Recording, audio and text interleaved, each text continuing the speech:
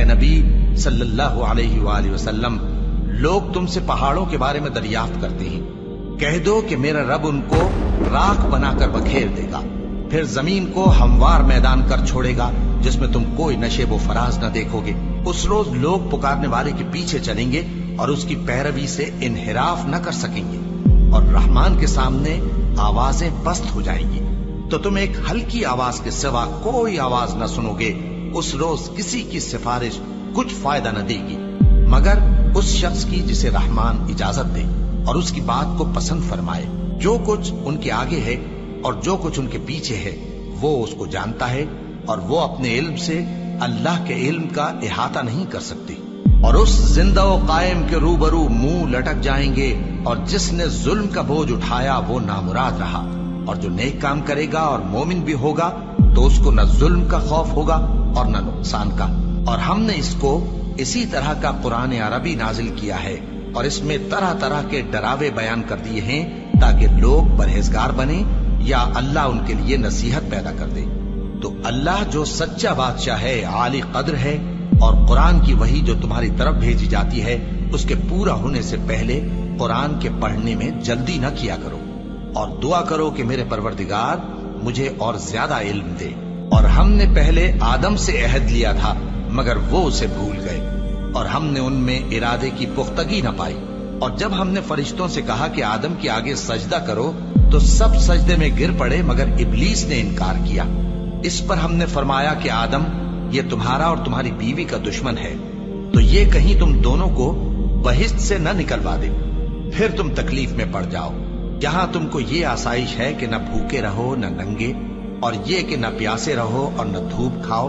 پھر شیطان نے ان کے دل میں وسوسہ ڈالا اور کہا کہ آدم، بھلا میں تم کو ایسا درخت بتاؤں جو ہمیشہ کی زندگی کا باعث ہو اور ایسی بادشاہت کہ کبھی زائل نہ ہو؟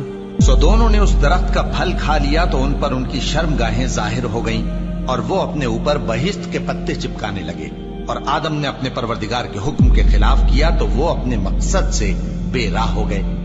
پھر ان کے پروردگار نے ان کو نوازا تو ان پر مہربانی سے توجہ فرمائی اور سیدھی راہ بتائی۔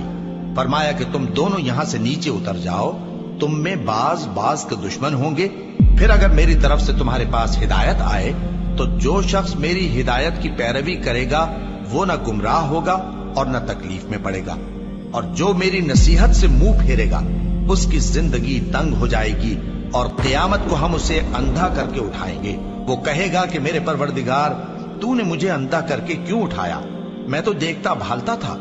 اللہ فرمائے گا کہ ایسا ہی چاہیے تھا، تیرے پاس ہماری آیتیں آئیں تو تو نے ان کو بھلا دیا، اسی طرح آج ہم تجھ کو بھلا دیں گے۔ اور جو شخص حد سے نکل جائے اور اپنے پروردگار کی آیتوں پر ایمان نہ لائے، ہم اس کو ایسا ہی بدلہ دیتے ہیں، اور آخرت کا عذاب بہت سخت اور ہمیشہ باقی رہنے والا ہے۔ تو کیا یہ بات ان لوگوں کے لیے موجب ہدایت نہ ہوئی کہ ہم ان سے پہلے بہت سے فرقوں کو ہلاک کر چکے ہیں جن کے رہنے کے مقامات میں یہ چلتے پھرتے ہیں؟ عقل والوں کے لیے اس میں بہت سی نشانیاں ہیں۔ اور اگر ایک بات تمہارے پروردگار کی طرف سے پہلے صادر اور جزائے اعمال کے لیے ایک میعاد مقرر نہ ہو چکی ہوتی تو نزول عذاب لازم ہو جاتا۔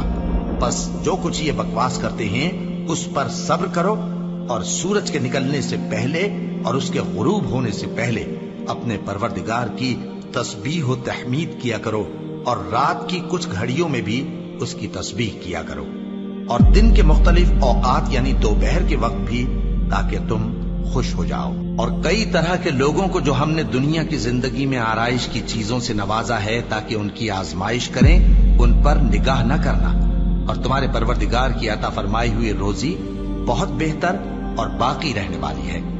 اور اپنے گھر والوں کو نماز کا حکم کرو اور اس پر قائم رہو۔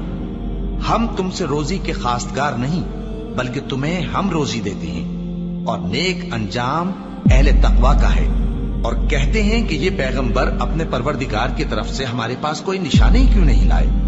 کیا ان کے پاس پہلی کتابوں کی نشانی نہیں آئی؟